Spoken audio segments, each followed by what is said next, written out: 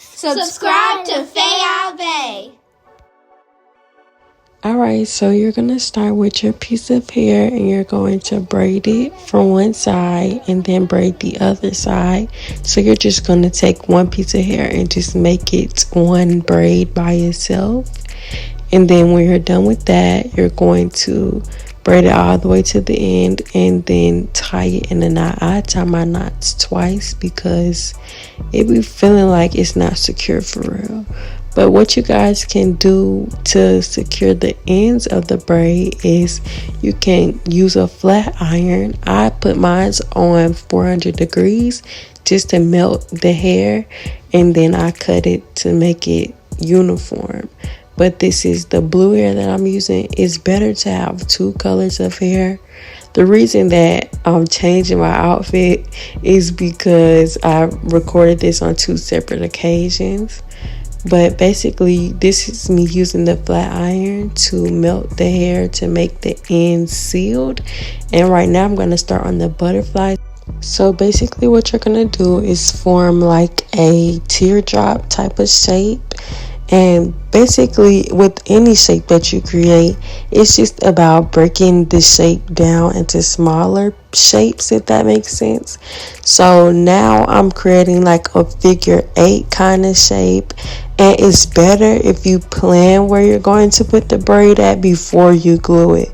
So don't just like have the piece of braid and put it where it needs to go and then glue it. Make sure it fits and is the correct size or whatever. And y'all, I'm not using beads in my hair. I'm just really trying to help y'all get the concept of it. But basically, the butterfly is just like 4 teardrop shapes, and then at the end you're going to take the remaining rest of the braid and create antennas with it. I actually forgot about the other antennas, so I just made it with like a smaller piece of braid and glued it on. But usually I would create the antenna just before I make the first loop.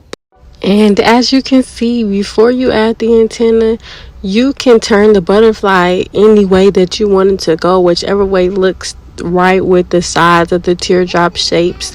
I know some people would like bigger teardrop shapes of the top of the butterfly than the bottom. So I know it's just really up to your preference. And this right now is just me sealing the end of the first antenna, and I'm about to make another one and glue it on there. And you don't have to use one braid for one shape. If you have more braid left, you can use that to make a whole nother shape.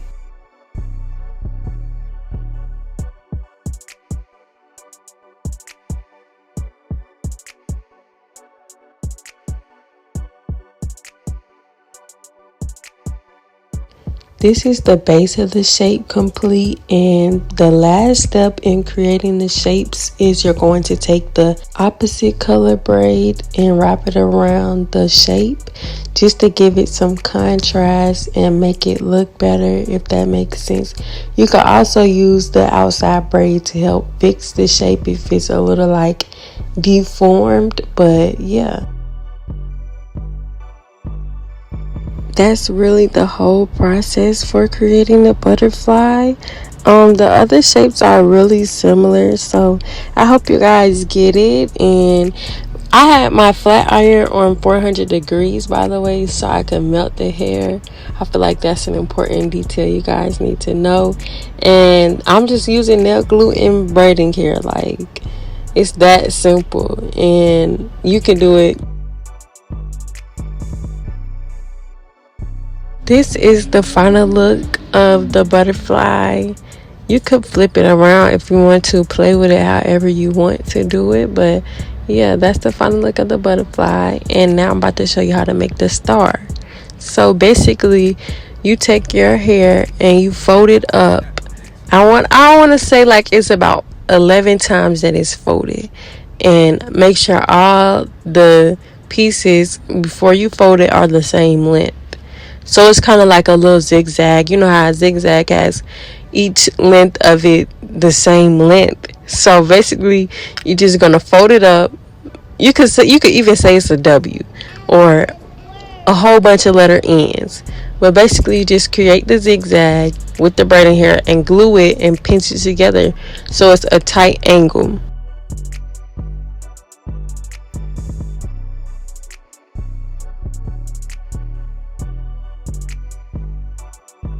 So as you can see, I made a full zigzag and all the pieces are the same length. And you don't even have to count. You could just see as you fold it up if it's enough times to make the star. And then when you're done, you're going to pull it apart, pull the glue apart. But you're going to let it dry a little before you pull it apart. So this is how the star looks before the angles are kind of like pulled apart a little bit to make it look not as skinny. But you could have left it like that, but I don't think I liked it like that. But yeah, you could do it like this or the other way. And now after this, you're going to wrap it with the other color hair. And yeah, it's the same process kind of as the other one. It looks a little bent because I was holding it really aggressively.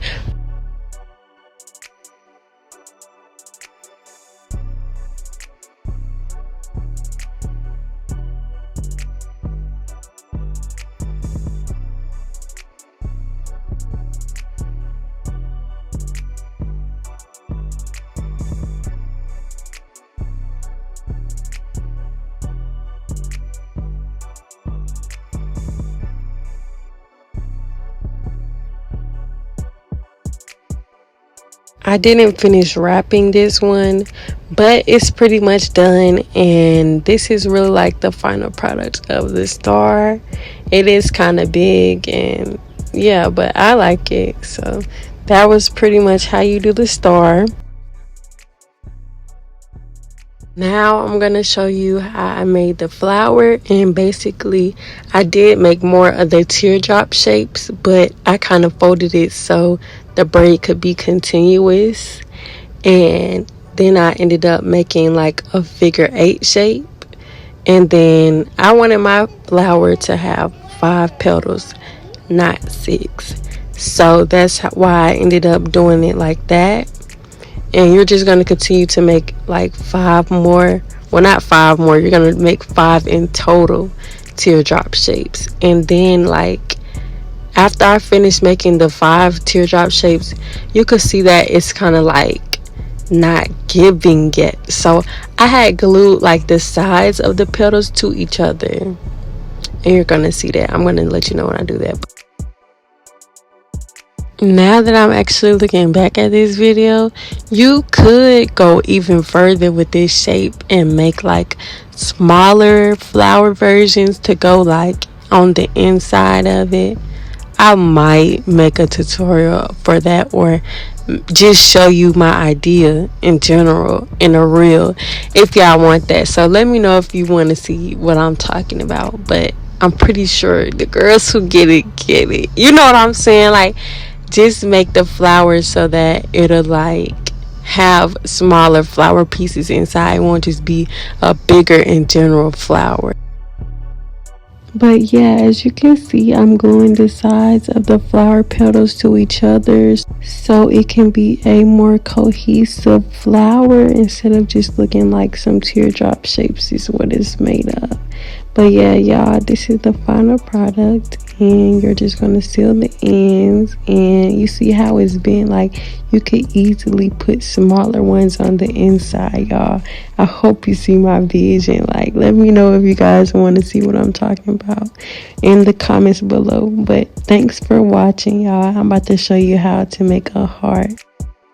The heart is really self-explanatory. It's just 2 teardrop shapes, and then it's wrapped with the blue hair. So I feel like all of these shapes are kind of similar. So once you get that teardrop shape down, then you can really make any shape you want to, honestly. But thank you guys for watching. Please leave a like and a comment for me.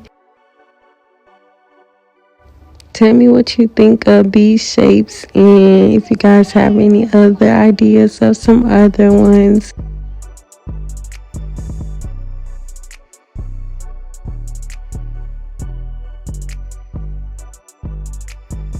This is the base of the shape complete. You can always glue them together in the middle, like put glue wherever you feel needed. And now I am wrapping the heart with the blue hair, y'all. It's really the same process for all of the shapes.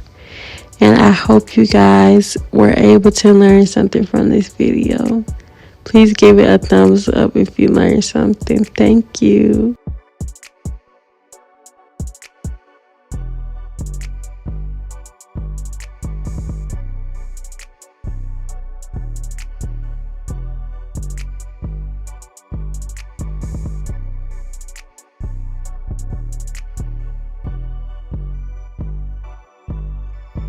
This is the final heart, and these are the final shapes, and this is the flower in my hair. I added a little charm on the inside, and y'all, this is the style. I hope you guys liked it.